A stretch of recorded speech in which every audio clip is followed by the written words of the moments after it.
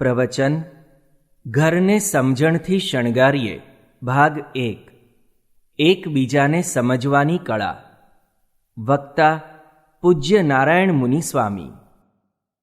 યો અંતઃપ્રવિશ્ય મમ વાચમિમાં પ્રસુપ્તાં સંજીવયત્યખિલશક્તિધરસ્વધામ્ના અન્યાંશ્ચ હસ્તચરણ શ્રવણત્વગાદીન પ્રાણાન્નમો ભગવતે પુરુષાય તુભ્યં ગુણાતીતોક્ષરં બ્રહ્મ ભગવાન પુરુષોત્તમઃ જનો જાનન્નિદં સત્યં મુચ્યતે ભવબંધનાત. શ્રી સ્વામિનારાયણ ભગવાનની જય. અક્ષર પુરુષોત્તમ મહારાજની જય. ગુણાતીતાનંદ સ્વામી મહારાજની જય. ભગતજી મહારાજની જય. શાસ્ત્રીજી મહારાજની જય. યોગીજી મહારાજની જય. પ્રમુખ સ્વામી મહારાજની જય.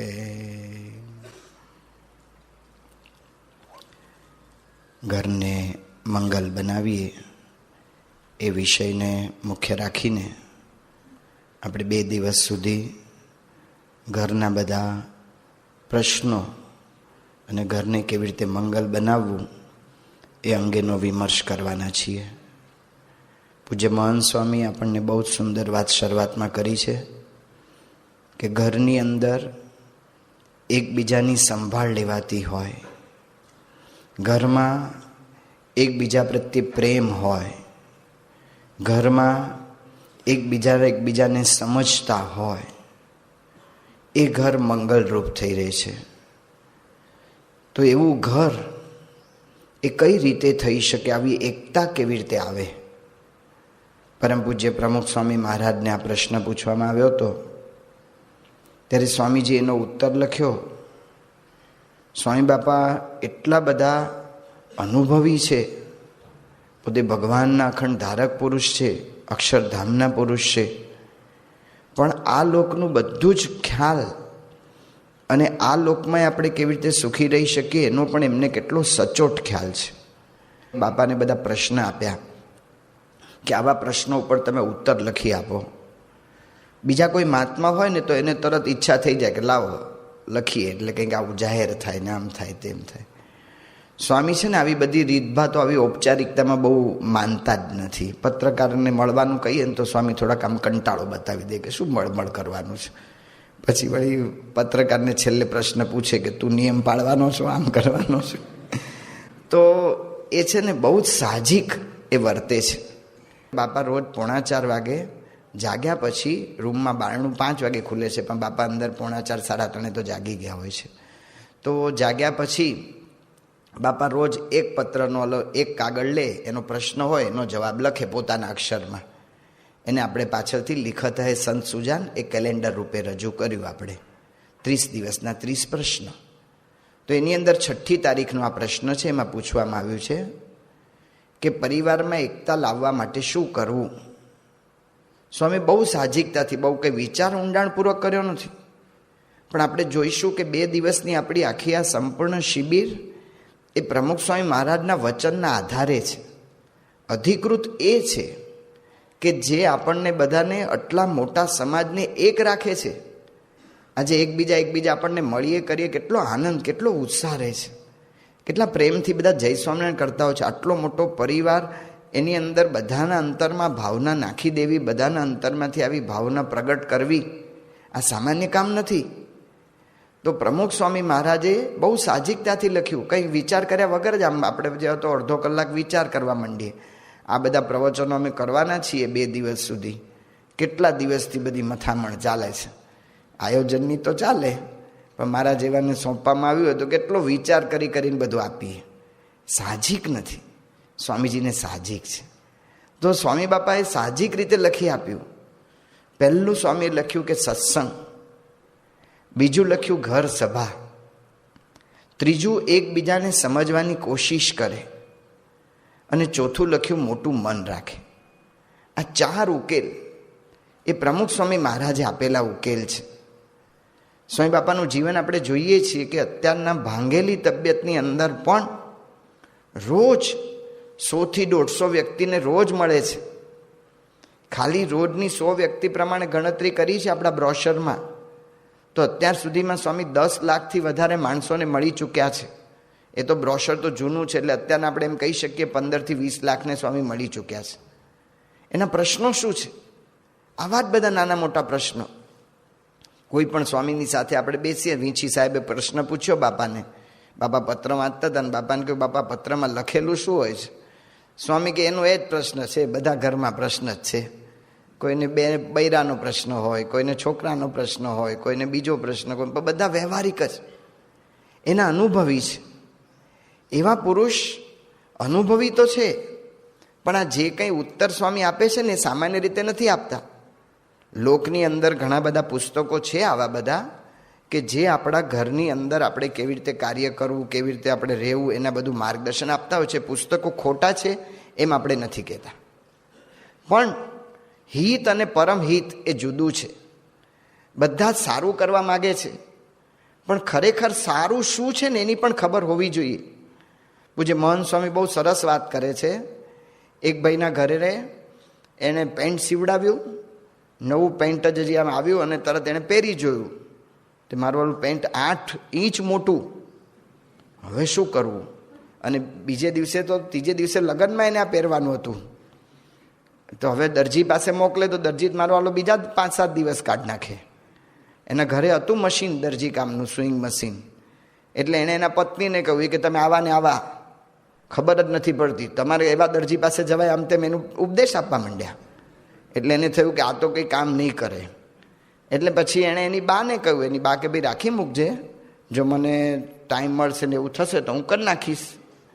એની બેનને કહ્યું, એની બેન કે જો મારે આટલી એપોઇન્ટમેન્ટ છે, હું કંઈ કરવાનું નથી, તેમ છતાં રાખજે, મને ટાઈમ મળશે તો હું કરીશ. પછી તો એની બા બિચારાને દીકરા પ્રત્યે વાલ, એટલે એણે કર્યું. ને પછી 3 દિવસ પછી જ્યારે એને પેન્ટ પહેરવાનું થયું, પેન્ટ પહેર્યું તો બરમુડા ચડ્ડી. એટલે આ શું છે? તો એના પત્ની કે તમને નહોતું કહ્યું કે 8 ઇંચ નાનું કરજે? બેન કે તમને નહોતું કહ્યું 8 ઇંચ નાનું કરજે? તો 2 ફૂટ નાનું થઈ ગયું. તો પૂજ્ય મોહન સ્વામી વાત કરે છે આના પરથી કે જો કોઈને ખોટું નથી કરવું, હિત કરવું છે, પણ હિત શું કરવું ને એ ખબર નથી. એની ખબર હોવી જોઈએ. પ્રમુખ સ્વામી મહારાજને ખબર છે, કારણ કે પ્રમુખ સ્વામી મહારાજ જે આ 4 ઉપાય બતાવે છે, સત્સંગ, ઘર સભા, એકબીજાને સમજવાની કોશિશ કરે અને મોટું મન રાખે, આ 4 જે ઉપાય બતાવે છે એ પોતાની કલ્પનાથી નથી ગણતા. કલ્પનાથી ઘડેલા માણસો હોય છે, અને એ પુસ્તકો આપણને ગમે પણ છે. અમને અહીંયા પ્રફુલભાઈ નામના એક મેનેજમેન્ટના પ્રોફેસર આવેલા હતા, એમણે અમને વાત કરી, ડેલ કાર્નાગીની વાત કરી હતી એમણે અમને. ડેલ કાર્નાગીના કેટલા બધા પુસ્તકો છે, ઘણા બધાએ વાંચ્યા હશે. How to win friends and influence people, કેવી રીતે મિત્રોને તમે જીતી શકો ને પ્રભાવ પાડી શકો બધા ઉપર. How to develop self confidence and influence people by public speaking, કેવી રીતે તમે તમારો આત્મવિશ્વાસ કેળવી શકો.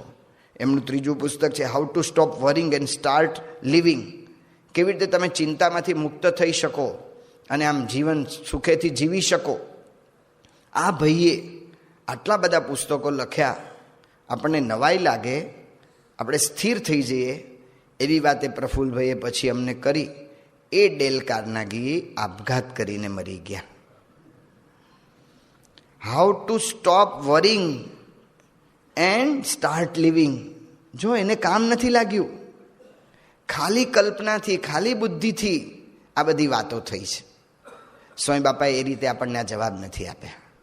સ્વામી બાપાને ડૉક્ટર વિલિયમ્સે પ્રશ્ન પૂછ્યો, એ પોતે PhD કરતા હતા, the new face of Hinduism, the Swaminarayan sect, એના ઉપર પ્રોફેસર વિલિયમ્સ હતા, એ પોતે એના પર થેસિસ લખતા હતા.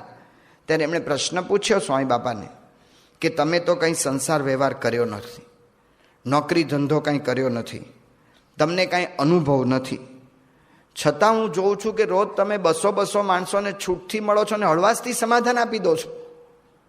આ કેવી રીતે આપો છો? તમને અનુભવ તો કોઈ છે નહીં. નાની ઉંમરે સ્વામી કે હું આવી ગયો શાસ્ત્રીમાના વખતમાં, તો તમે હળવાશથી, એટલા હળવાશથી કેવી રીતે જવાબ આપો છો? તો સ્વામી શું કહે છે? સ્વામી કહે છે કે અમે પ્રશ્નને સાંભળીએ છીએ, પછી ભગવાનને પ્રાર્થના કરીએ છીએ, અને ભગવાન જે સુજાડે ને એ જવાબ આપીએ છીએ. જો આ વાત આખી જુદી છે, કદાચ આ જ મુદ્દા બીજા ગ્રંથોમાં હોય, પણ સ્વામી જે કહે છે ને એ ભગવાનના વાક્ય છે. ભગવાન જે સુજાડે એ અમે કહીએ છીએ. ત્યારે પછી ઓલા વિલિયમ્સે પાછો પ્રશ્ન પૂછ્યો કે તમને કોઈ દિવસ આમ એવો કોઈ અફસોસ થયો હોય કે આના કરતાં મેં આ જવાબ આપ્યો તો સારું હતું, એવું કંઈ થયું છે? સ્વામી કે ક્યારેય નહીં. 100% ખાતરી જ છે કે આ ભગવાને જે સુજાડ્યું છે ને એમાં સામેના વ્યક્તિનું સારું થવાનું જ છે. આવા કોન્ફિડન્સ સાથે, આવા વિશ્વાસ સાથે સ્વામી બાપાએ આપણને આ 4 ઉકેલ આપ્યા છે. સત્સંગ, ઘર સભા, એકબીજાને સમજવાની કોશિશ કરે અને મોટું મન રાખે. હવે આમાં આપણે પ્રશ્ન એવો પૂછ્યો છો કે પરિવારમાં એકતા રાખવા માટે શું કરવું? એના જવાબ સ્વામી આપ્યા. સ્વામી એવું નથી લખ્યું કે સાસુએ આમ કરવું, વહુએ આમ કરવું, દીકરાએ આવું કરવું, બાપે આવું કરવું. કોઈનું નામ નથી લખ્યું સ્વામી. એનો અર્થ શું થયો? કે જેણે એકતા લાવવી હોય ને એને કરવાનું છે. જેણે એકતા લાવવી હોય એને કરવાનું છે. આની અંદર કોઈના નામ ન લખે, પણ એને જોવાનું છે. વેણીભાઈ પુરોહિતનું બહુ સરસ કાવ્ય છે, કોક તો જાગે, કોક તો જાગે, કોક તો જાગે રે, આપણામાંથી કોક તો જાગે. એટલે ભાઈ આપણામાંથી, આપણા ઘરમાંથી કોક તો જાગો. કોક તો એવો કરો કે આપણા ઘરમાં કાંઈ વસ્તુ બરાબર હોય, બધી જગ્યાએ વ્યવસ્થિત ગોઠવાયેલી હોય. એટલે ભાઈ કોક તો એવું કંઈક કરો કે આ બાજુના ઘરમાં કુંડા બુંડા કેટલા સરસ ગોઠવાયા છે, એમાં આપણા બગીચા જેવું કંઈક લાગે, એવું કોક તો કરો. કોક તો જાગે, કોક તો જાગે, કોક તો જાગે રે, આપણામાંથી કોક તો જાગે. આ બધું બહુ વર્ણન કર્યા પછી લખે છે, કોક જાગે, અરે કોઈ જાગે કે કોઈ ના જાગે, કોઈ જાગે કે કોઈ ના જાગે, કોઈ શું જાગે? એટલે ભાઈ કોઈ શું જાગવાના? કોઈ જાગે કે કોઈ ના જાગે, કોઈ શું જાગે? તું જાગે તો તું જ જા આગે, તું જ જા આગે, તું જ જા આગે, આપણામાંથી તું જ જા આગે. તું જાગ્યો છે ને, તારી ઈચ્છા છે ને, તો એટલા માટે આ શિબિર કરવા ભાઈ અહીંયા આવ્યા ને, હું એટલા માટે પ્રવચન કરું છું ને, તો મારે જાગવાનું છે. હું જાગ્યો છું, મને ખબર પડી, તો મારે જાગવાનું છે. જો જવાબદારી કોકના પર નાખશું ને તો કોઈ દિવસ કશું નહીં થાય. યોગી મહારાજ વાત કરતા કે ઓલા ગઢવી જતા હતા આમ રસ્તામાંથી, અને ઓલા દરબારમાં ડાયરો જામેલો. તે બચારા ગઢવીને બધાએ પકડ્યા. ગઢવી ઊભા રે. ગઢવી કે બાપુ મારે બીજે ગામ જવું છે. અરે હોય બીજે ગામ, અમારો ડાયરો જામ્યો છે ને તમે થોડાક કંઈક દોહા બોહા ગાતા જાઓ ને થોડાક આવી રીતે ઓઠા કહેતા જાઓ ને થોડીક કંઈક આમ રગેલી વાત કરો, અમારો ડાયરો રંગમાં આવી જાય. બાપુ કે એટલે ગઢવીથી બચારાથી રોકાઈ જવું પડે. ગઢવી રોકાઈ ગયા અને પછી તો ડાયરો જામ્યો તે બધાને છોડે જ નહીં. હાંજ પડી, રામજી મંદિરમાં અમારે ડંકા વાગે એટલે ભાભલા ઊભા થઈ જાય. તે બધા ઘરડિયા ઊભા થવા માંડ્યા દરબારો. એટલે બધા કે ક્યાં જાઓ છો? લ્યા ગઢવી પૂછે કે હવે અમે અમારા ઘરે. તો મારે કોને ઘેર ઉતારા કરવા? ઓલો કે ઈ કયો, બીજો કે ઈ કયો, ત્રીજો કે ઈ કયો, બધા ઈ કયો ઉપર જાય, કોઈ તૈયાર થાય નહીં. એમ જો આ ઘરની અંદર એકતા લાવવાના વિચાર ઉપર ઈ કયો પત્ની કરશે, આ ઈ કયો સાસુએ કરવું જોઈએ, ઈ કયો બાપે કરવું જોઈએ, ઈ કયો દીકરાએ કરવું જોઈએ, એમ કરીને બીજા પર જો જવાબદારી નાખશું તો નહીં થાય. એટલા માટે સ્વામી બાપાએ કોઈના નામ નથી લખ્યા. અને એટલા માટે સ્વામીએ શું પહેલી વાત કરી છે? આમ તો સ્વામીએ જે ઉપાય બતાવ્યા છે એ ઉપાયનો ક્રમ યથાર્થ ક્રમ છે. એ રીતે જ અગત્યતા છે. સત્સંગ, ઘર સભા, એકબીજાને સમજવાની કોશિશ કરે અને મોટું મન રાખે. અગત્યતા એ રીતની જ છે, પણ આપણને વિશેષ સમજાય એટલા માટે આપણે ત્રીજો મુદ્દો પહેલાં લઈએ છીએ. એટલે સ્વામીએ પહેલી વાત એ કરી કે આપણે પહેલી વાત એ લઈએ છીએ કે એકબીજાને સમજવાની કોશિશ કરે. એકબીજાને સમજવાની કોશિશ કરે. સીધો અર્થ તો એવો થાય છે કે સામેવાળો આપણને સમજે, આપણે સામેવાળાને સમજીએ. આ એનો સીધો જ અર્થ છે, એમાં કંઈ નવો અર્થ નથી. પણ સ્વામી બાપાએ જ્યારે આ વાક્ય બોલ્યા છે, મહારાજ એમનામાં રહીને બોલ્યા છે, મહારાજે આ લખાવ્યું છે, એટલે એની અંદર જો થોડા ઊંડા ઉતરીએ, થોડો વિચાર કરવા પ્રયત્ન કરીએ, તો એકબીજાને સમજવાની કોશિશ કરે. એનો એક અર્થ એ પણ થાય છે કે એક જ વ્યક્તિએ જાગવાનું છે. કારણ કે સ્વામી કોઈના નામ નથી લખ્યા, બાપ કે દીકરો કે સાસુ કે વહુ, જે જાગ્યો હોય એણે એક એ કહેતા કે પોતાને અને બીજો કહેતા કે સામેનાને, બંનેને સમજવાનો પ્રયત્ન કરવો પડશે. પોતાને સમજે એક. એટલા માટે ગુણાતીતાનંદ સ્વામીએ બીજા પ્રકરણની 61ની વાતમાં કહ્યું કે જેવો બીજાને સમજાવવાનો આગ્રહ છે એવો પોતાને સમજવાનો હોય તો સ્વામી કે કાંઈ જ કસર રહે નહીં. હું પોતાને સમજું, આ બહુ જ અગત્યનું છે. ઘરના પ્રશ્ન આપણને દેખાય છે અને પ્રશ્નની અંદર નાના મોટા કારણો દેખાય છે, પણ એ પ્રશ્નને જો તપાસીએ, એને તટસ્થતાથી મૂલવીએ, તો એની અંદર આપણો પણ ભાગ હોય છે. આપણા સત્સંગની જ વાત કરીએ, એક ભાઈ વાત કરતા હતા, હજી કરે છે. એનો છોકરો એની યારે બોલતો પણ નથી. ઘરમાં આવે, 2-3 ટાઈમ ખાઈ લે, જે કંઈ ખાવા પીવાનું હોય સારી પેઠે ખાય. એનો બાપ એને પૂછે કેમ છે, શું છે, બરાબર છે, બસ નીકળી જાય. બોલતો પણ નથી. આપણે એમ લાગે છોકરો કેટલો બધો મોટો થાય, છોકરા એટલે બગડી જ જાય છે, અને કેટલો આમ વિચિત્ર વર્તન કરે છે એના બાપ હારે. હવે આ પિતાને મેં જોયા હતા, લગભગ છોકરો 12-13 વર્ષનો હતો ને અમારી સાથે ડેકોરેશનની સેવામાં હતો. એ વખતે છોકરાને ડેકોરેશનમાં કપડાં બગડી જાય એટલે લુંગી બુંગી જેવું પહેરાવી દઈએ, અને ઓલા કપડાં સારા હોય એને કહેવાનું હોય કે ભાઈ એ તમે કાઢીને પહેરી લો. આ બાપ એના છોકરાની અમારી હાજરીમાં મશ્કરી કરે કે જોજે નીકળી ના જાય. આવી બીભસ્ત વાતો જાહેરમાં જે બાપ કરીને હસે છે પાછા. હવે જો આ છોકરાને કેવી રીતે એનું માન રહ્યું હોય, એ પોતે પાછા બીડી પીએ છે. હવે એ છોકરાને આગ્રહ કરે છે કે તું સત્સંગમાં આવ. છોકરો અત્યારે સત્સંગમાં આવતો નથી, એકવાર ભાગી ગયો છે. તો મારે પોતે એકબીજાને સમજવાની કોશિશ કરે, એકે પોતે સમજવું પડશે કે મારી એવી કોઈ વર્તન એનું ફળ તો આ નથી ને. આ વિચારવું પડશે, આ મારે વિચારવું પડશે, મારે જોવું પડશે. ઘણી વખત આપણે ઘરમાં કહીએ છીએ, નાના છોકરા કે છોકરી ગમે તેને કામ સોંપ્યું હોય કે તને આ સોંપ્યું તું, આ કામ આવી રીતે થાય. હરામખોર વૃત્તિ થઈ ગઈ છે. એકે પોતે એ વિચારવું પડશે કે મેં ફળની મારી જે અપેક્ષા હતી મેં સ્પષ્ટ કરી હતી. મને એમ થયું કે બસ આ તો આટલું સમજી જ લેવું જોઈએ. એનો અર્થ શું થાય છે?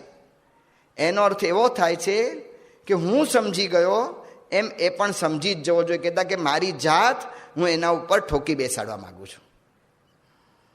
મારે વિચાર આ કરવો પડશે, આ મારે પોતે જોવું પડશે. પતિ પત્નીને કહે છે કે તમે ઘરમાં હો, તમે ઘરમાં આખો દિવસ રહો છો તો આટલું ધ્યાન ના રહે? છોકરી બહાર ઊભી કેમ રહે? પ્રશ્ન છે આ. મારે પોતે વિચારવું પડશે કે જે ફેશનેબલ કપડાં પહેરીને બહાર ઊભી રહીને વટ પાડે છે, એ કપડાં લાવી કોણે આપ્યા હતા, અથવા તો એના પૈસા કોણે આપ્યા હતા? જ્યારે કપડાં ખરીદી કરીએ છીએ ત્યારે આપણને વટ પાડવાની ઈચ્છા છે, જ્યારે ક્રિયા થાય છે ત્યારે આપણને પ્રશ્ન થાય છે. મારા વિચારોમાં એક સૂત્રતા છે, એનું આ ફળ તો નથી ને. આ પોતે વિચાર કરવો પડશે. કોઈ પણ અંદરની અંદર પોતે જોયું કે આપણે વાત કરીએ, નાનો છોકરો હોય ને બાળકને, નાનો છોકરાને બાપ કે તને ખબર નથી, પૂજા કરતો હોય ત્યારે વાત કેમ કરવા આવે છે? ખરેખર આપણે પૂજા કરતા વખતે ક્યારેય વાત નથી કરી એવું થયું છે કે ફોન ઉપાડ્યો છે? મારું વર્તન જ આ બધું ફળ લાવે છે. તો મારે એ મારા તપાસ કરવો પડશે. આપણને એમ થાય કે પત્નીને આટલી બાબતનો તો ખ્યાલ રહેવો જ જોઈએ ને. જે બાબત કે જે આદર્શ મારા મનમાં છે એ આદર્શ હું લાદવાનો પ્રયત્ન તો બીજા પર નથી કરતો ને. આ મારે વિચારવું પડશે. તું ડૉક્ટરનો છોકરો છો અને તું આવી રીતે નાની દુકાનમાં નોકરી કરે, એ કેવું લાગે? મોભાને હું અગત્યતા આપું છું, પ્રતિષ્ઠાને અગત્યતા આપું છું, વ્યક્તિની શક્તિને ભૂલી જાઉં છું, અને સ્કૂટર પાસે હું મોટરનું કામ લેવા માગું છું. કેવી રીતે લેવાશે? પછી પ્રશ્ન નહીં થાય? તો જો એકબીજાને સમજવાની કોશિશ કરે, પોતે વિચારવું પડે. આપણા સત્સંગના થોડાક દાખલા જોઈએ. આપણા કાર્યનું કદાચ આ પડઘો હોઈ શકે, જોવો પડે. આપણે દરેક વખતે હોય જ છે એવું આપણે નથી કહેતા, પણ આ વિચારવું પડે. ને જો એની અંદર આપણું પ્રેરક બળ શોધીને જો એમાં સુધારો કરવાનો થોડો ઘણો પણ પ્રયત્ન થાય તો એનાથી કેટલું મોટું કામ થાય છે. એટલા માટે સ્વામી બાપા કહે છે કે એકબીજાને સમજવાની કોશિશ કરે, પ્રયત્ન. પૂજ્ય મહંત સ્વામી દ્રષ્ટાંત આ વખતે આફ્રિકાના પ્રવાસમાં બહુ આપતા હતા. પ્રોફેસર જુંડારકર એમને ભણાવવામાં આવ્યા હતા ત્યાં, અને બહુ જ સારા પ્રોફેસર, એના ક્લાસ કોઈ ચૂકે નહીં. પણ યોગાનું યોગ એવું થયું, એવી બેચ આવી ગઈ હશે છોકરાઓની, મારા જેવા બધા ભેગા થયા હશે. તે જુંડારકરે પેપર જોયા ને, લગભગ બધા ફેલ, લગભગ ફેલ. આ પ્રોફેસર એટલા ઉદાસ થઈ ગયા, અંદરથી ઉદાસ થયેલા, દેખાવ નહીં, અંદરથી એ ઉદાસ થયેલા. તો એ પ્રોફેસર લઈને આવ્યા પેપર ક્લાસમાં પેપર ટેબલ ઉપર મૂક્યા અને બોલ્યા કે મને કાંઈ can't understand what is wrong with me. અને બોલતા બોલતા એના આંખમાંથી આંસુ પડી ગયું. હું સમજી શકતો નથી કે મારે શું ભૂલ થાય છે. પૂજ્ય મહંત સ્વામી વાત કરે છે કે 1% ભૂલ હતી જુંડારકરની, 99% છોકરાઓની ભૂલ હતી. આ 1% સુધારવા એણે પ્રયત્ન કર્યો. આમ તો જો કે એને કંઈ સુધારવા જેવું જ નહોતું, તેમ છતાં પણ પોતાની એણે 1% ગણી અને સુધારવાનો પ્રામાણિક પ્રયત્ન કર્યો. એનું રિઝલ્ટ શું આવ્યું? એનું પ્રામાણિક પ્રયત્નનું એક આંસુ, એનું ગળગળાપણું, એની અસર શું થઈ? બીજી પરીક્ષામાં બધા જ છોકરાઓ ડિસ્ટિંક્શન જેટલા માર્ક લાવીને પાસ થઈ ગયા. જો પોતે પોતાને સમજવાનો પ્રયત્ન. સત્સંગની જ બધી આપણે થોડી ઘણી વાતો કરીએ. 2 છોકરીઓ ઘરમાંથી ભાગી ગઈ, 2 જોડિયા બહેનો, અને આપણા જ કાર્યકર્તાઓ 2 છોકરાઓ સાથે પરણી ગઈ. એના મા બાપે ફરિયાદ કરી કે છોકરાઓ હરામી છે, આ છે, તે છે, કાર્યકર્તાઓ આમ તેમ બધું. છોકરીઓએ બાપા પર કાગળ લખેલો હતો કે અમારા ઘરમાં અમે 4 સંતાનો, મારી મોટી બહેન અને મારો ભાઈ. એ હોશિયાર, અમે થોડાક એટલા બુદ્ધિ શક્તિ નહોતી, પણ અમે સતત અનુભવતા હતા કે ઘરમાં ધ્યાન આ 2 ઉપર અપાય છે ને અમારા પર ધ્યાન નથી અપાતું. જો મારા કાર્યનો આ પડઘો ન હોઈ શકે. પૂજ્ય બ્રહ્મદર્શન સ્વામી હમણાં વાત કરી, એક છોકરી, સત્સંગી છોકરી, યોગીજી મહારાજના વખતના સત્સંગી છે, અને એની દીકરી એ મુસલમાનની આગળ જઈને પરણી ગઈ. સંતોએ થોડો ઊંડો તપાસ કર્યો. એના ઘરની અંદર પતિ અને પત્નીને બેયને એટલા બધા ઝઘડા થતા હતા કે કોઈ પણ માણસ કંટાળી જાય. જો આ કિશોર વયની છોકરી છે, એ પ્રેમને ઝંખતા હોય છે એ વખતે સૌથી વધારે. એ વખતે નથી એને માતા કે પિતા તરફથી પ્રેમ મળ્યો અને ઘરનું વાતાવરણ જુએ છે ઝઘડાળું, એમાંથી સ્વતંત્ર થવા માટે છૂટવા માગે છે. અને એ વખતે અલ્લડ જેવો મુસલમાન છોકરો હતો, સાવ આમ સામાન્ય કામ કરનારો, એની સાથે એને પ્રેમ થઈ ગયો. એમાં 2 વસ્તુ એને મળી ગઈ. એક તો છોકરા તરફથી પ્રેમ, અને એને ઈચ્છા હતી કે સ્વતંત્ર થઈ જવું, અને છોકરી ભાગી ગઈ. જો છોકરીનો વાંક નથી એવું આપણે કહેવાનો ભાવ નથી, પણ એમાં હું પણ કેટલા અંશે ભાગીદાર છું, આ પોતે એ પોતાને તપાસવાના છે. આ પોતે પોતાની રીતે પોતાને જોવાનું છે. આ મારે જોવાનું છે. એક લંડનની અંદર બાપા 85માં જમવા ગયા હતા એક જણને ઘરે. સંતોએ માગ્યા કે ભાઈ જમવા માટે ઓલા વાસણો ઠાકોરજીને હરિભક્તોને જમાડવાના છે, એના માટે થાળી વાટકાને બધું આપો. ઓલા હરિભક્તે કબાટ ખોલ્યો, ચાંદીના જ બધા વાસણ. સંતોએ કહ્યું કે ભાઈ ઠાકોરજી નથી થાળ કરવાનો, આ હરિભક્તોને જમાડવાના છે, એના માટે વાસણ માગે છે, એટલે કે સ્ટીલના કેવા આપો એમ. એ કે સ્વામી અમારા ઘરમાં બધા ચાંદીમાં જ જમે છે. મારું વાલું કેટલા સુખિયા. અમારે તો બોટાદમાં એક થાળ છે ને એ અહીંયા રાખે છે ને પછી ખાલી અનકોટને દાડે ત્યાં આપે છે, બાકી તો નથી જતો. કેટલા સુખિયા છે આ લોકો તો. તો સ્વામી બાપાને વાત કરી. સ્વામી બાપા કે હમણાં મારી આગળ કલાક રડી ગયા. એકનો એક છોકરો છે એ બાપની સાથે કોર્ટે કેસે ચડ્યો છે કે મને ભાગ આપો, વારસા હક આપો. એના બાપ પહેલાં તો કોર્ટે થોડુંક થયું, ચલાવ્યું, પછી એનો બાપ કંટાળી ગયો, કારણ કે કેટલા દિવસ સુધી માણસ સહન કરી શકે પોતાનો માણસ જ્યારે પોતાની સામે થાય. એટલે એના બાપે છોકરાને કહ્યું કે બેટા તું હવે આવી જા ઘરે પાછો, તું ચારું જ બધું છે ને, તું તને જે કે હું તને આપી દઉં, ચાલ. દીકરાએ કહ્યું કે ના, મારે તમારી પાસે જ નથી જોઈતું, મારે કોર્ટ થ્રુ જોઈએ છે, કારણ કે મારે તમને હેરાન કરવા છે. જો આ બાપનું જે કંઈ વર્તન થયું હશે છોકરા સાથે, જે કંઈ એણે આગ્રહ રાખ્યો હશે, કદાચ સારી ભાવનાથી આગ્રહ રાખ્યો હશે, ખોટી ભાવના નહીં હોય, પણ એનાથી છોકરાનું મન જે એની સામે પડકાર કરતું થઈ ગયું. તો પ્રશ્ન મિલકતનો નથી, પૈસાનો નથી, પ્રશ્ન બદલો લેવાનો છે. એટલા માટે આપણે આપણું પ્રેરક બળ એ જોવું પડે છે. ઘણી વખત એમ દેખાય કે પ્રેમ છે, લાગણી છે, પણ એ નથી ટકતી બહુ. હમણાં જ ગઈકાલે પૂજ્ય ભદ્રેશ સ્વામી વાત કરી હતી, જે કુટુંબની વાત સંતો વારંવાર કરતા હતા કથામાં, એ કુટુંબની અત્યારે પરિસ્થિતિ એવી છે કે ઘરમાં ભાઈઓ તો છૂટા પડી ગયા, પણ બાપ દીકરા બધા છૂટા પડી ગયા ઝઘડીને. કે કેમ આવું થયું? જેના પ્રેમની વાતો, જેના કુટુંબની એકતાની વાતો આટલી બધી થતી હતી ને. એટલા માટે એ વિચાર કરવાનો છે કે પોતે પોતાને સમજવાના છે. પહેલાં તો હું જે કંઈ હેત કરું છું, પ્રીત કરું છું, જે કંઈ ભાવનાથી હું ઘરની અંદર રહું છું, એની અંદર એનું પ્રેરક બળ કયું છે. જો આ પ્રેરક બળનો વિચાર કૈકેયીએ નહોતો કર્યો એટલે આખી રામાયણ થઈ એમ આપણે કહી શકીએ. કૈકેયીને આ પ્રેરક બળનો વિચાર જો હોત ને તો કદાચ રામાયણ ન થાત. જ્યારે મંથરાએ પહેલી વાર કૈકેયીને શબ્દો કયા, અહીં મૂઢે કેમ શેષે, શું સૂઈ રહી છો? તને ખબર છે આ રામનો રાજ્યાભિષેક થાય છે, એના બધી તૈયારી થવા માંડી ગામમાં. હવે તો રામ રાજા થશે અને તારા ઉપર સૌથી મોટી આફત આવી ગઈ છે.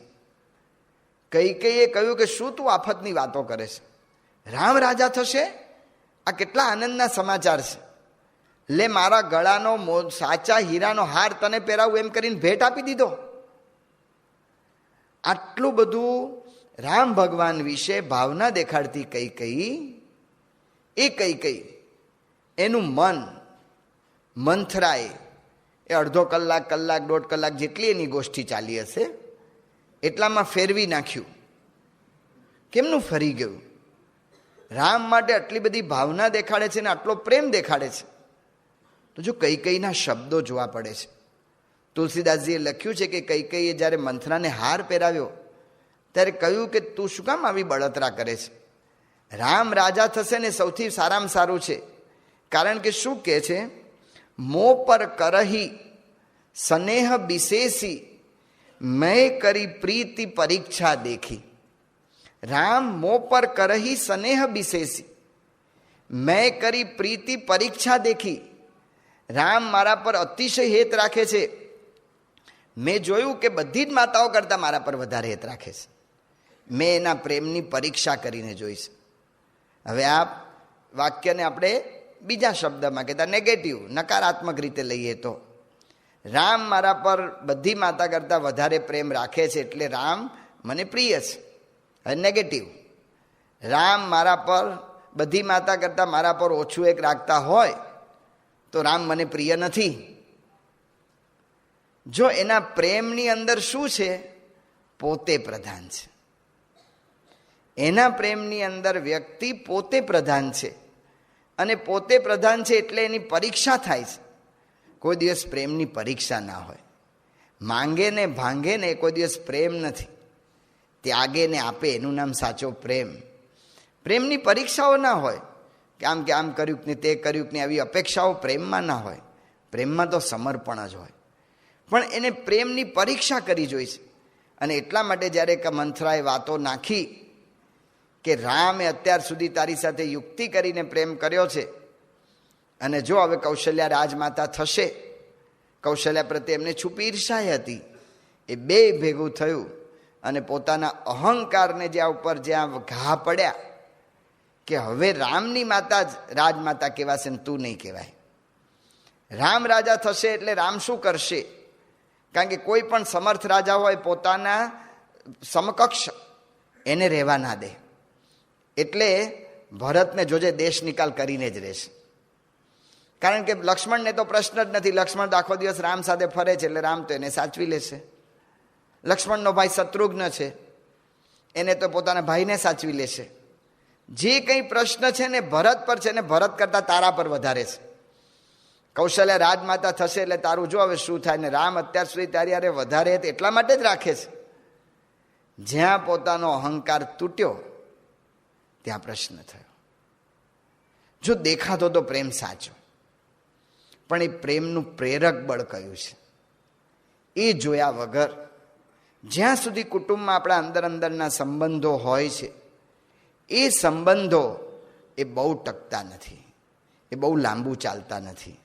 એટલા માટે જ પ્રેમ લગ્ન પણ નિષ્ફળ જાય છે. એનું કારણ આ છે, 2006ની અંદર કોમનવેલ્થના બધા દેશોની મેલબોર્નની અંદર કોમનવેલ્થ ગેમ્સ રમાણી અને એમાંથી ભારતના એક બહેન લશ્કરમાં આપણા ત્યાં અધિકારી, એ મેજર સરોજા નામના બેન, એ ત્યાંથી અહીંથી આપણે મોકલ્યા હતા નિશાનબાજી માટે. નિશાનબાજીમાં બહુ પ્રવીણ હતા. એના પતિ કર્નલ શૈલેન્દ્રએ ના પાડી હતી કે તું ના જઈશ. તો પણ આ બેનને ઈચ્છા હતી ને પોતે ક્ષમતા પણ હતી, એટલે બેન ત્યાં સિલેક્ટ થયા એટલે ગયા. ત્યાં કોમનવેલ્થ ગેમ્સની અંદર મેજર સરોજાએ શૂટિંગમાં કહેતા કે નિશાનબાજીમાં ગોલ્ડ મેડલ મેળવ્યો. આ ગોલ્ડ મેડલના સમાચાર અહીંયા આવ્યા, એમના પતિ શૈલેન્દ્રને મળ્યા. એ શૈલેન્દ્રનો શું પ્રતિભાવ હતો, તો છાપામાં સમાચાર આવ્યા હતા કે શૈલેન્દ્રએ પોતાના ઘરના વાસણો બધા કાચના હશે ને તોડી ફોડી નાખ્યા. આ મેજર સરોજાનો ફોટો નીચે નાખ્યો અને છોકરા જે બતાવીને ધીબેડ્યા. કેમ, શું પ્રશ્ન થયો? પતિનો પ્રભાવ વધે ને તો પત્ની ખમી શકતી નથી, પત્નીનો પ્રભાવ વધે ને તો પતિ ખમી શકતો નથી. પ્રેરક બળ કયું છે? મેં કરી પ્રીતિ પરીક્ષા દેખી. જે પરીક્ષા કરે છે, જે પ્રેમની અંદર અહંકાર પ્રધાન છે. તો એટલા માટે સ્વામી બાપા આ વાત કરે છે કે એકબીજાને સમજવાની કોશિશ કરે. તો એકબીજાને સમજવું કહેતા કે પહેલાં હું મને સમજું કે હું જે કંઈ ક્રિયા કરું છું અથવા જે કંઈ પ્રશ્ન છે એનું કારણ હું પોતે તો નથી ને. મારો અહંકાર એને હું પ્રધાન તો કરતો નથી ને. મારો વિચાર, મારો આદર્શ, મારો આગ્રહ એ સામેનાને આવા વર્તન કરવામાં કારણભૂત તો થતું નથી ને. સામેનાને સમજ્યા વગર મારી વાત એના પર લાદવામાં નથી આવતી ને. તો આ વાત થઈ એકને સમજવું કે પેલા પોતાને એ પોતે સમજે. હવે બીજી વાત આવે છે, સ્વામી કહે છે કે એકબીજાને સમજવાની કોશિશ કરે. તો સમજવું એ બહુ જ અગત્યનું છે. થોડા 8-10 વર્ષ પહેલાં અહીં સારંગપુરની અંદર આણંદ, વડોદરા અને નડિયાદ એ 3 શહેરના કિશોરોની અહીંયા શિબિર થઈ હતી. એમાં કિશોરોની શિબિરમાં મા બાપ લગતા બધા પ્રશ્નો હતા ને એ બધા વિષયો હતા. એટલે સંતોએ વાત કરી કે ભાઈ તમે મા બાપનો એક સર્વે કરીને આપજો અને કિશોરોનો સર્વે કરીને આપજો કે કિશોરોને મા બાપ પ્રત્યે શું અપેક્ષા છે અને મા બાપને કિશોરો પ્રત્યે શું અપેક્ષા છે, એનો સર્વે કરીને આપજો. તો એનો સર્વે બધો આવ્યો, તો એનો પછી આપણે બધું સાર કાઢીને કર્યું. કિશોરોને શું પ્રશ્ન છે, આપણે હવે વાત કરીએ છીએ એકબીજાને સમજવાની કોશિશ કરીએ. એક પોતાને સમજવાની વાત થયા પછી હવે બીજાને શું પ્રશ્ન છે આપણા માટે. તો કિશોરો એ લોકોએ કહ્યું કે અમારા માતા પિતા અભ્યાસ જ કર, બસ એનો એટલો બધો આગ્રહ રાખે છે. તમારી ક્ષમતા કરતાં વધારે માર્ક્સની અમારી પાસેથી અપેક્ષા રાખ્યા કરે છે. કેમ તું ન કરે, તું આ કર જ. અને એને લીધે અમને અમારા માતા પિતા સાથે પ્રશ્ન થાય છે.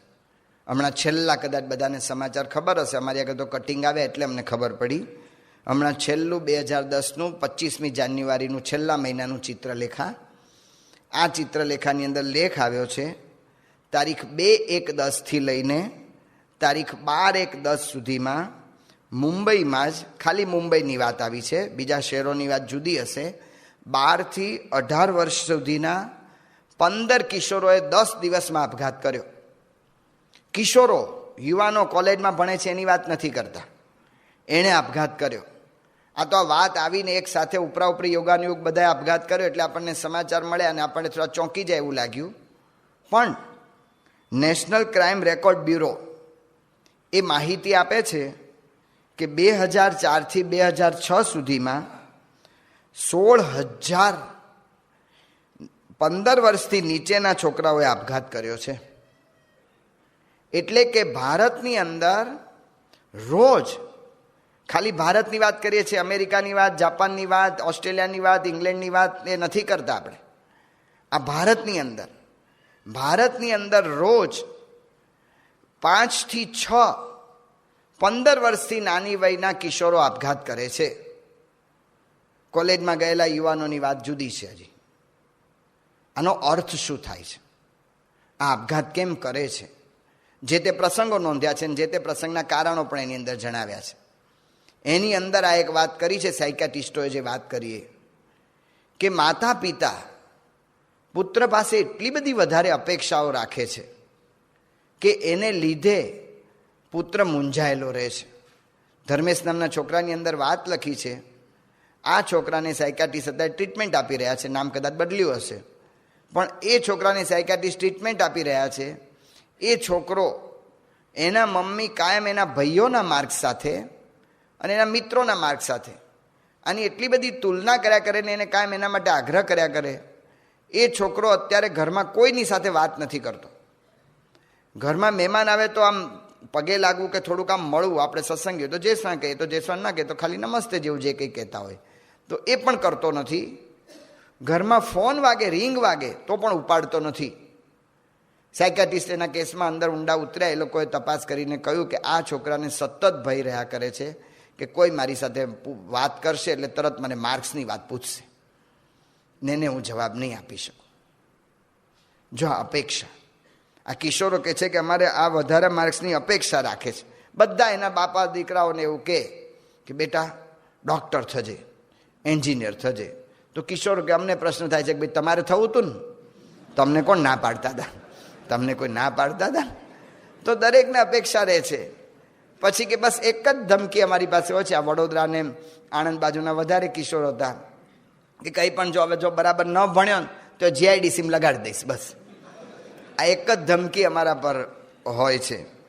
પછી અમારી સરખામણી કાયમ કર્યા કરે છે કે જો બેટા રમેશ કાકાનો નિકુંજ છે એ કેટલો ડાહ્યો છે. આવું વારંવાર કે ને એટલે કિશોરો કે અમને એટલી દાજ થાય છે કે એમ થાય છે કે અમને ઘરમાંથી કાઢી મૂકો, નિકુંજ બહુ વાલો લાગે છે ને એને ઘરમાં લાવીને રાખો. તો અમારી કાયમ સરખામણી જ કર્યા કરે છે, બીજાની તુલનામાં જ અમને જોવાનો પ્રયત્ન થાય છે. અમે અમારી રીતે કેવા છીએ એવું કોઈ દિવસ જોવાતું જ નથી. અને મિત્રોની વચ્ચે જ ખબર નહીં મમ્મીને શું સૂજે છે તો ત્યારે જ પૂછે કે આટલું કામ કર્યું કે નહીં, કેમ નથી કર્યું, આમ તેમ ત્યાં જ ઉધડો લે છે કે છે, ત્યારે જ ઉતારી પાડે છે. મહારાજે બહુ સરસ વાત કરી છે શિક્ષાપત્રીમાં. યાદૃશ્યો ગુણેર્યુક્ત તાદૃશા વચને નસ દેશકાલાનુસારેણ ભાષણીઓનો ચાન્ય થા. મહારાજ કહે છે કે દેશ અને કાળ જોવો કોકની સાથે વર્તન કરવા. જેવા ગુણે યુક્ત હોય, આપણો નોકર હોય અને રમેશભાઈ નોકર હોય આપણો રમેશ, અને ઘોડા વરરાજા થઈને જતો હોય ઘોડા પર બેસીને, ત્યાં એમ ન કહેવાય કે અલા રમલા ચડી બેઠો. ત્યાં એને એમ કહેવાય કે રમેશભાઈ લગ્નમાં જાઓ છો, જાઓ ભગવાનને પ્રાર્થના કરશો. દેશકાળ પ્રમાણે બોલવું પડે. ઓલો જજ હોય અને એનો છોકરો વકીલ હોય તો પછી વકીલ હોય ને છોકરો ત્યાં પછી જજને એમ ન કે પપ્પા આ કેસમાં આમ છે તમે સમજો. એમ કોર્ટમાં એવું ના બોલાય. કોર્ટમાં એવું કહેવું જોઈએ જજ સાહેબ એ જે રીતે બોલાવતો એવી રીતે વિવેકથી બોલવું પડે ત્યાં દેશકાળ અનુસારે. પછી ઘરમાં બે જણ બેઠા હોય, ટેબલ ખુરશી પર જમતા હોય, યોર મેજેસ્ટી જરા દાળ લંબાવો ને, એમ ત્યાં ન કહેવાય. ત્યાં એને પછી એવી રીતે કે દેશકાળ અનુસારે. તો દેશકાળ કયો છે? આ છોકરાઓ જે છે એ કહે છે કે અમારે અમારા છોકરાની સામે અમારો પ્રભાવ પાડવાનો હોય છે. એના માટે તો અમે વાળને કેટલા વ્યવસ્થિત રાખવા પ્રયત્ન કરીએ છીએ, કપડાં કેટલાક વ્યવસ્થિત આમ તેમ બદલ્યા કરે છે, ફેશન કરે છે, કેને માટે કરીએ છીએ. અને અમારે બધાની વચ્ચે અમને ઉતારી પાડે છે. પછી બહુ જ નાની સૂચનાઓ આપે છે. કંઈક થાય ને તરત અમારા પર શંકા કરે છે. એક છોકરો મળ્યો તો એને વાત કરી હતી, સત્સંગી છોકરો, ત્યાં તો પરણી ગયો છે, છોકરા એને થઈ ગયા છે, પણ એ છોકરો મળ્યો તો એણે વાત કરી હતી કે મારા મમ્મી એને મને વાત એવી કરી. છોકરો થોડો દેખાવડો હતો, એ વખતે લગભગ 18-20 વર્ષની ઉંમર હતી. તો એણે કહ્યું કે સ્વામી, મારી પાછળ અમુક છોકરીઓ અમારી શેરીમાં મારી પાછળ આમ ઊભી રહે રસ્તામાં, વચ્ચે મને રોકવા પ્રયત્ન કરે, આવું બધું કરે છે. આપણે સત્સંગી રહ્યા એટલે કોઈની સાથે ઝઘડા ના કરીએ, તો મારે આમાં શું કરવું? એટલે મેં કહ્યું, ભાઈ એવું કર કે તું છે ને આ વાત તારા મમ્મીને કર. બહેનો અંદર અંદર બધું સમજતા હોય એટલે એને કહી દે તો તારે બધો પ્રશ્ન ઉકલી જાય. એ કે તમને હું વાત કરવા આવ્યો ને એની પહેલાં મારા મમ્મીને મેં આ વાત કરી જ દીધી છે. મમ્મીએ મને એમ કહ્યું કે તું જ આગો પાછો થતો હોઈશ, નહીતર ઊભા કેમ રહે બધા કે છે. જે છોકરો એના માતા પિતા પાસે નિષ્કપટ થવા જાય છે, એ છોકરાની સામે જો આ રીતે શંકા કરવામાં આવે, હવે પોતાના મા બાપ પાસે ક્યારે નિષ્કપટ થશે? જો આ કિશોરોના પ્રશ્ન છે, અમારા પર શંકાની દ્રષ્ટિએ જોવામાં આવે છે અને અમને પોતાની રીતે જ વર્તાવાનો આગ્રહ રાખવામાં આવે છે. તો મા બાપને પ્રશ્ન આપણે પૂછ્યો તો કે ભાઈ તમારે કિશોરો પ્રત્યે શું પ્રશ્ન છે? તો મા બાપને પ્રશ્ન પૂછ્યો તો કે કિશોરો પ્રત્યે તમારા શું પ્રશ્ન છે? તો માતા પિતાએ કહ્યું કે કાયમ કંઈ પણ વાત કરીએ ને એટલે એક જ અમારા પર શસ્ત્ર ઉગામે છે, ઘર છોડીને ભાગી જઈશ. ઘર છોડીને ભાગી જવામાં લાભ શું? પછી છાપામાં ઓલી ચબરખી આવે અને એનો ફોટો આવે અને એમાં લખેલું હોય કે ભાઈ મમ્મીએ 3 દિવસ સુધી ખાધું નથી. કાયમ એવું જ હોય કે મમ્મી ખાતી નથી, પપ્પા શું કરે કે ખબર જ નથી આપણને. કાયમ એમાં એક જ સમાચાર આવે છે કે ભાઈ મમ્મીએ ખાધું નથી. તો બસ એટલે આ બદલો લેવો કે ઘર છોડીને ભાગી જઈશ, એવી રીતે બદલો લે છે. પછી એને કંઈ પણ કહીએ છીએ તો અમે જૂનવાણી લાગીએ છીએ. ફીના પૈસા આપ્યા હોય તો સ્કૂલમાંથી કાગળ આવે ત્યારે ખબર પડે કે આ ભાઈએ તો બીજે વાપરી કાઢ્યા છે અને સ્કૂલમાં ભર્યા જ નથી. પછી કંઈ પણ અમે એને પૈસા વાપરવા આપીએ અને હિસાબ માગીએ તો એને એમ લાગે છે કે વિશ્વાસ નથી. અને એને કંઈ પણ આવી રીતે ઘડી ફેશન તો બદલાયા કરે એટલે નવું બધું ઈચ્છ્યા કરે. અમારા ઘરની શક્તિ એટલી નથી એટલે ના પાડીએ કે ભાઈ આ વસ્તુ આપણાથી નહીં ખરીદી શકાય. તો એને એમ લાગે છે કે અમારા પર પ્રેમ નથી.